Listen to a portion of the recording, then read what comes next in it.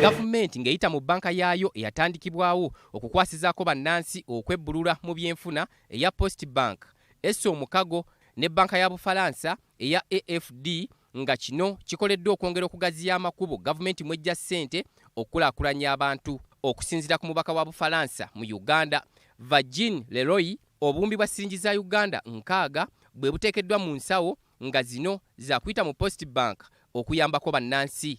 It's probably the first bilateral country investor in Uganda, in fact. And I'm very glad to come at this stage because this is, in fact, the testimony of the friendship and the partnership between our two countries.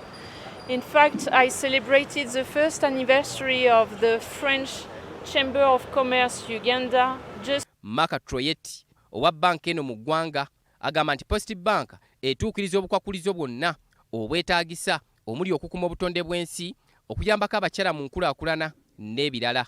We wanted to have a partner that is able to reach out in all the country to farmers, smallholder farmers, to SACCOs, to women entrepreneurs, to youth entrepreneurs. And so we found with Pearl Bank this kind of partner that is going to support the precisely economic development of the agro-business and entrepreneurship in agriculture in this country. Akulira Post Bank, Julius Kakeeto, yeebazizza banka ey'e Bufalansa okubateekamu obwesige n'ebawa ensimbi zino ne yeeyama okuzikwata obulungi. Aba banka we bali bagenda kubabuulira emitendera era mujje mu banka branch yonna erina w'osanga branch. Tuna branches 57.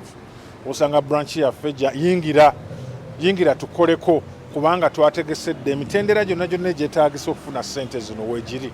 Titus Jemba, BBS Terefayina. All prove to you that the partnership has officially been launched.